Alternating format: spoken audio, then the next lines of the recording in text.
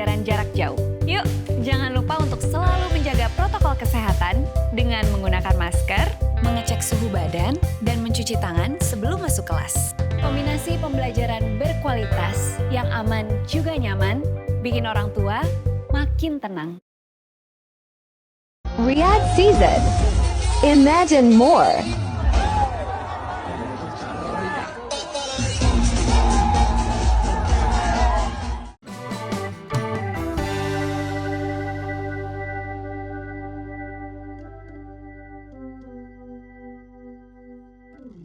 Ketika di Indonesia, sebagian besar masyarakat sedang merayakan Maulid Nabi dengan membacakan sholawat, dari kitab Berjanji, dan lain-lain. Di Saudi, saudara-saudara Muslim merayakannya, atau sebetulnya nggak merayakan Maulid, tetapi mengundang satu penyanyi rap dari Amerika Serikat, Pitbull, pada saat yang bersamaan, dan pada saat itu suasananya rame banget. Orang-orang anak-anak muda Saudi yang pakai daster putih, yang perempuan pakai abaya lari-larian dan teriak-teriak sambil joget menikmati musiknya Pitbull. Jogetnya nggak kalah dengan dangdut koplo yang ada di Pantura, sama-sama seru. Emang sih ajaran Wahabi yang menjadi basis pemahaman agama di Saudi itu membid'ahkan Maulid. Bid'ah itu artinya ya setengah mengharamkan gitu deh. Bahkan dikatakan bahwa Maulid itu tidak ada dalam teks ajaran agama. Ciri-ciri ajaran Wahabi itu kaku, tekstual, dan kalau Anda perhatikan gerakan hijrah yang belakangan marak itu salah satunya dimotori oleh ajaran-ajaran seperti ini. Kekakuan dan pemahaman yang sangat tekstual misalnya kelihatan dari celananya yang cingkrang dan jenggot yang dianggap itu bagian dari syariat agama, sampai yang perempuan pakai cadar. Kita dengar kemarin kan ya, musisi kayak Uki yang bekas gitaris Noah itu mengharamkan musik. Padahal pusat ajarannya di Saudi sana pada saat Maulid malah ngundang Pitbull. Pagelaran Pitbull itu cuma satu acara di antara berbagai acara di Riyadh Season. Selain itu juga ada banyak perhelatan yang bakal digelar di Saudi, dari mulai musik anak-anak sampai musik ajeb-ajeb. Dan sekarang ajeb-ajeb itu difasilitasi negara di Saudi. Artinya apa? Artinya di tempat ajaran Wahabi itu berkembang biak, justru sekarang musik lagi dinikmati dengan baik. Mungkin juga kondisi ini karena ekonomi Saudi mulai terhuyung. Mereka nggak bisa lagi bergantung pada minyak. Pertama, karena minyaknya udah disedotin terus. Yang kedua, harga minyaknya fluktuatif, bahkan pernah mencapai pada titik terendah. Akibatnya apa? Akibatnya ekonomi Saudi babak belur. Dulu di Saudi orang beli bensin murah banget, seharga Rp1.000 lah di Indonesia. Sekarang mungkin harganya nggak jauh-jauh beda dengan di Indonesia karena pemerintah Saudi sekarang menjual bensin atau menjual BBM mengikuti harga minyak internasional. Jadi nggak ada lagi subsidi untuk bensin. Bukan cuma itu. Ada PPN yang sekarang sudah mulai diterapkan di Saudi. Sehingga pendapatan masyarakat Saudi harus dipotong pajak. Dulunya enggak. Ada juga misalnya subsidi untuk para pemukim yang mulai dihindari. Gerakan baru Saudi ini atau reformasi Saudi ini dimotori oleh putra mahkota. Anak dari Raja Saudi yang sekarang namanya Muhammad bin Salman. Muhammad bin Salman ini bapaknya Raja Salman yang sekarang. Reformasi ekonomi Saudi dikenal dengan Saudi Vision 2030. Jadi asumsinya pada saat 2030 nanti kota-kota di Saudi itu mungkin nggak jauh beda dengan kota-kota di Eropa, dengan kota-kota di Asia, Bangkok, Tokyo, Jakarta, dan lain-lain. Semuanya juga bebas, artinya baik laki-laki, perempuan juga bisa berekspresi secara bebas.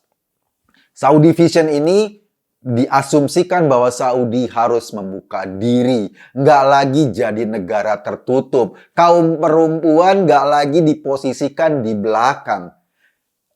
Mana ada investor yang mau datang di negara yang aturannya terkebelakang kayak gitu. Perempuan nggak boleh nyupir, nggak boleh nonton bola, nggak boleh masuk ke bioskop, nggak boleh jalan sendiri.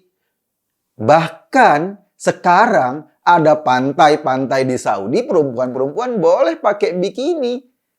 Sementara di Indonesia, kemarin di Aceh, misalnya, perempuan pakai bikini di pantai ditangkepin. Itu kan ada yang aneh dalam cara berpikir kita. Muhammad bin Salman sendiri ini sangat mendukung untuk negaranya membuka diri, tidak lagi terpaku pada ajaran-ajaran yang kaku, apalagi ajaran-ajaran yang bakal mencetuskan pikiran-pikiran radikal. Dia menangkapi banyak ulama radikal di Saudi. Nah, dulu kan Rizik pernah kabur ke Saudi, dan ketika waktu itu Muhammad bin Salman menangkapi ulama-ulama radikal, ada teman-teman di sini atau orang-orang FPI ngomong, loh itu kok Rizik nggak ditangkap, berarti dia nggak radikal. Bukan gitu, yang ditangkap cuma ulama radikal. Kalau bukan ulama ya nggak ditangkap. Nah, mungkin kayak gitu formulanya. Yang menarik bahwa Saudi juga membangun sebuah kawasan kota baru namanya Neom.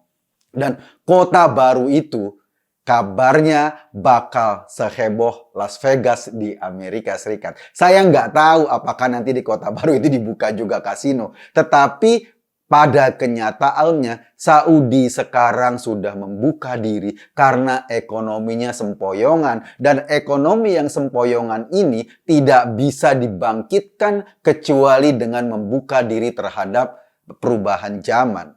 Ajaran-ajaran yang kaku, ajaran-ajaran yang diambil dari zaman dulu kala yang sudah tidak sesuai dengan perkembangan zaman pada akhirnya disingkirkan. Kalaupun pada beberapa kasus kebablasan, misalnya tadi kan kita lagi ngadakan maulid di sana asik-asikan dengan pitbull.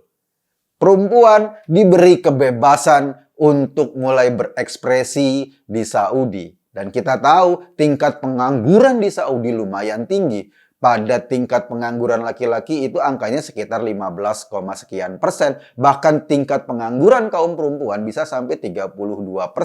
Jadi kalau Saudi mau maju, perempuan-perempuan jangan lagi ditaruh di belakang. Jangan lagi cuma diumpetin di rumah-rumah. Jangan lagi cuma ditutupin dengan pakaian yang memang selalu menutupi semuanya. Perempuan-perempuan juga harus diberi ruang untuk berekspresi sebab mereka punya kemampuan, sebab mereka juga sama seperti laki-laki, mereka punya kecerdasan, mereka punya kemampuan, mereka bisa menjadi sumbangan, mereka bisa menyumbang pertumbuhan ekonomi di negaranya. Ketika Saudi lagi gergap kayak gitu tuh, bahkan mulai meninggalkan ajaran-ajaran Wahabi di Indonesia, malah kebalikannya. Justru ajaran ini mulai merangsek kehidupan kita. Contohnya tadi itu, ada Uki, gitaris Noah yang hijrah dan tiba-tiba mengharamkan musik. Dan ada banyak lagi. Bahkan doktrin terhadap perempuan ini lebih gila-gilaan dibanding di Saudi. Ajaran poligami disebarin dengan luas. Bahkan ada pelatihan poligami. Ini kan lucu. Tapi yang menarik, ketika ajaran Wahabi sendiri di Saudi sudah mulai goyang, tentu saja para ulama di sini yang selama ini membawa bendera Saudi sebagai contoh terbaik masyarakat Islam mulai stres. Mereka mau contoh kemana lagi? Mereka mau lihat contoh masyarakat yang mana lagi yang bisa cocok dengan ajaran yang mereka ajarin.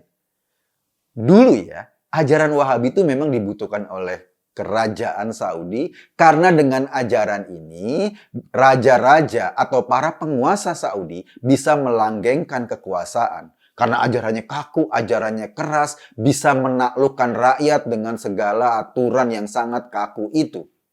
Tapi ini hanya bisa jalan kalau raja punya duit banyak. Dan dulu duitnya banyak dengan hasil minyak. Ketika hasil minyaknya mulai menyusut, nggak bisa lagi ajaran yang kaku ini dipertahankan. Saat ini ketika ekonomi sedang tumbuh berkembang dan ekonomi yang saling berhubungan ini membutuhkan sebuah masyarakat yang terbuka, masyarakat yang maju, masyarakat yang tidak terkebelakang.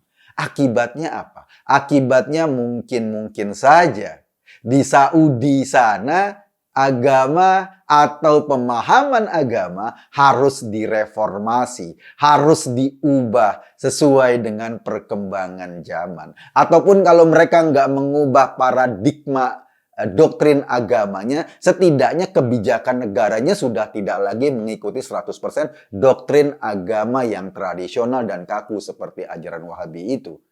Sebetulnya ya, kalau kita mau jujur, Indonesia itu sudah jauh lebih maju dibanding Saudi. Di kita perempuan-perempuan nyetir biasa. Di kita perempuan-perempuan kerja kantoran biasa. Di kita perempuan-perempuan ke mall, meeting, rapat, dan lain-lain. Itu hal yang biasa. Para perempuan pengusaha banyak di Indonesia. Artinya kita sudah jauh lebih maju dibanding Saudi yang masyarakatnya masih menerapkan ajaran yang keterbelakang. Dan herannya, kemajuan kita justru mau ditarik ke belakang oleh para pemuka agama yang membawa ajaran kaku dan keras ini ke Indonesia. Dan tarikan ke belakang itu makin lama makin keras, makin lama makin terasa, maka doktrin hijrah itulah yang dikumandangkan.